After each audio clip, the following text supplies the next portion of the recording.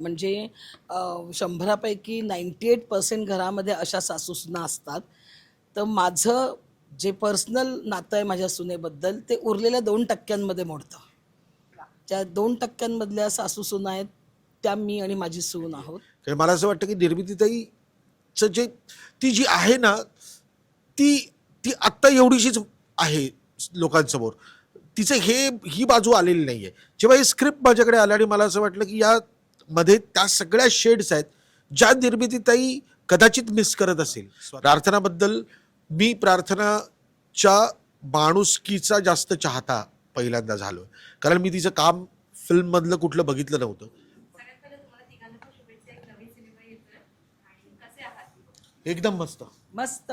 मस्त. सर मी पहिलं तुमच्याकडे येईल की हा काहीतरी वेगळा विषय घेऊन येताय तुम्ही. अगं सुनबाई काय म्हणताय सासूबाई त्याबद्दल काय सांगता? सासू सुनेंचा विषय काही वेगळा नसतो. प्रत्येक घरामध्ये सासू आणि सून असतेच.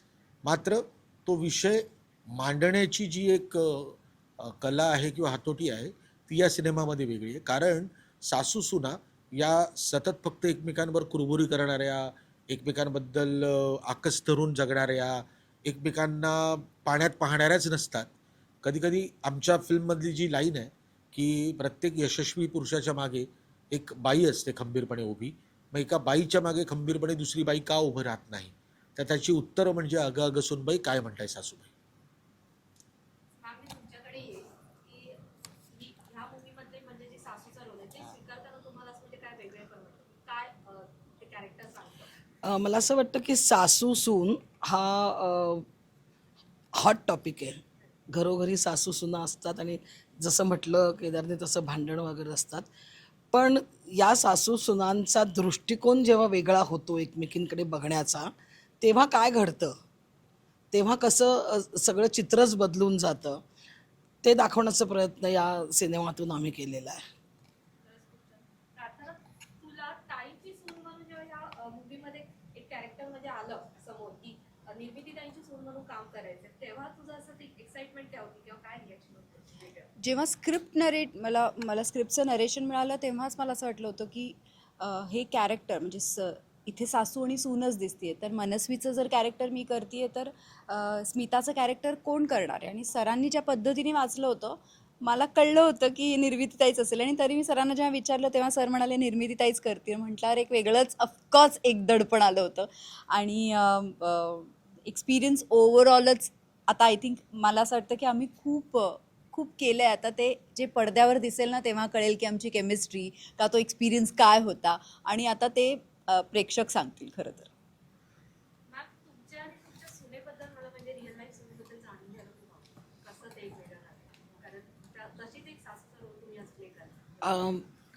केदार सांगताना सतत सांगतोय की ह्या ज्या सासूसुना आहेत या प्रत्येक घरात दिसतात. म्हणजे 100पैकी 98% घरामध्ये अशा सासूसुना असतात.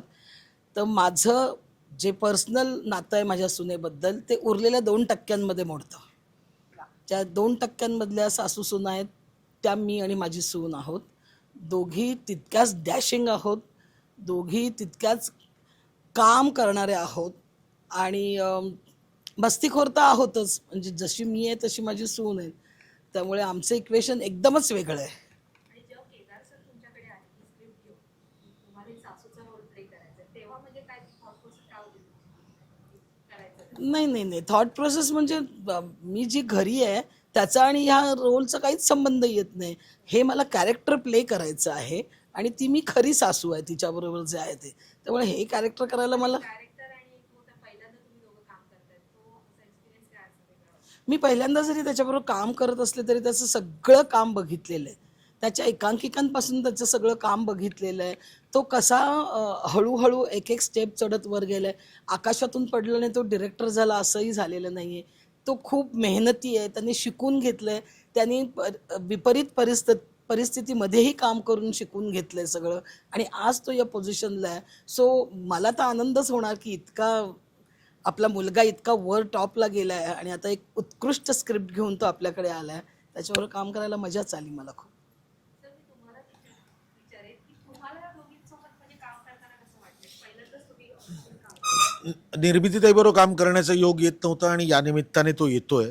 एक खूप जवळजवळ 30-32 वर्ष माझे घरगुती संबंध आहेत आणि मी या 30-32 वर्षांमध्ये मी असंख्य नाटकं आणि सिरियल्स आणि फिल्म्स केल्या. पण निर्मितीताईला मी ज्या पद्धतीने काम करताना बघितलंय, म्हणजे आता रसिक प्रेक्षकांनी 99ला जेव्हा जाऊबाई जोरात आलं तेव्हापासून निर्मिती सावंत हे घराघरात नाव पोचलं. पण त्याच्या अगोदर राज्य नाट्य स्पर्धेत अम्मी नावाचं नाटक होतं किंवा त्यानंतर राहिले दूर माझे नावाचं एक व्यावसायिक रंगभूमीवरचं नाटक होतं. अशा असंख्य शेड्सच्या भूमिका तिने केलेल्या आहेत आणि ती निर्मिती सावंत माझ्या डोक्यामध्ये फिट बसलेली आहे. कारण मला असं वाटतं की निर्मितीताईचं जे ती जी आहे ना, ती ती आत्ता एवढीशीच आहे लोकांसमोर. तिचं ही बाजू आलेली नाही आहे. जेव्हा ही स्क्रिप्ट माझ्याकडे आलं आणि मला असं वाटलं की यामध्ये त्या सगळ्या शेड्स आहेत ज्या निर्मितीताई कदाचित मिस करत असेल स्वतः, आणि असं वाटत असेल की कोणीतरी असं स्क्रिप्ट माझ्याकडे घेऊन यावं की ज्याच्यामध्ये मी उत्तम कॉमेडी करते, पण मी हसता हसता तुमच्या डोळ्यातून पाणी पण काढू शकते आणि मी तुम्हाला तुमचे डोळे पाणावले असताना परत एकदा एक लाफ्टर पण आणू शकते. या सगळ्या गोष्टी तिला पण इच्छा असेलच ती, असं मला वाटत होतं आणि ती खरीच होती. आणि या निमित्ताने तिच्याबरोबर काम करतानाचा आनंद अनुभव अप्रतिम होता. प्रार्थनाबद्दल मी प्रार्थनाच्या माणुसकीचा जास्त चाहता पहिल्यांदा झालो, कारण मी तिचं काम फिल्ममधलं कुठलं बघितलं नव्हतं. पण मला जेव्हा प्रार्थना पहिल्यांदा भेटली होती तेव्हा मला ना खूप काही करायचं आहे आणि मला नेहमी असं वाटतं ना, प्रत्येकाच्या डोळ्यामध्ये ती जान असायला पाहिजे. जेव्हा आपले डोळे बोलतात ना की आता मला आलं, त्या दिवशी सगळं फ्लॉप होतं. ती आग असायला पाहिजे की मला खूप काही करायचंय, अजून मला काहीतरी व्हायचंय. तर ही जी आग आहे ना, त्या दिवशी पहिल्यांदा जेव्हा मी तिला भेटलो होतो तेव्हा मला ती दिसली होती तिच्या डोळ्यामध्ये. या फिल्मच्या अख्ख्या प्रोसेसमध्ये तिने ज्या डेडिकेशननी काम केलेलं आहे, आपलेपणाने काम केलेलं आहे आणि स्वतःला झोकून देऊन काम केलेलं आहे. कारण it is very difficult to stand in front of Nirmiti Sawant. म्हणजे निर्मितीताई ही सर्वोत्तम अभिनेत्री आहेच, पण तिच्या बरोबरीने एवढ्या तोलामोलाचा रोल साकारताना तेवढ्याच तडफेने उभं राहणं आणि तेवढ्याच जोशात काम करणं, या सगळ्या गोष्टी करताना असंख्य तिला स्वतःला माझाही मानसिक त्रास झाला असेल, तिला बाकीच्या गोष्टींचा होऊ शकतो ना 100%. एक आपण ॲक्टर आहोत, आपण क्रिएटिव्ह माणूस आहोत. उद्या कोणी माझ्यावर बर्डन करण्याचा प्रयत्न केला तरी मला असं वाटत राहतं की अरे यार, मला जमेल, मला जमतंय. पण या सगळ्या प्रोसेसमध्ये जवळजवळ 25-26 दिवसांमध्ये मी प्रार्थनाला दिवसेंदिवस ग्रो होताना बघितली आहे आणि मला आता एवढीच इच्छा आहे की जे काही आत्तापर्यंत प्रार्थनाने केलेलं आहे ते सर्वोत्तम काम तुमच्या समोर येईलच, पण यानंतर प्रार्थना याच्यापेक्षा सर्वोत्तम काम करण्याचा प्रयत्न करेल. Thank you. Thank you so much sir, खूप छान वाटलं. खरंच खूप छान. जाता जाता आमच्या प्रेक्षकांना काय सांगू? 16 जानेवारीला फिल्म रिलीज होतीये. नवीन वर्ष सुरू होतंय. नवीन वर्षाच्या सुरुवातीलाच अशी छान फिल्म तुमच्या समोर आम्ही घेऊन येतोय. सो नक्की थिएटरमध्ये जाऊन फिल्म बघा.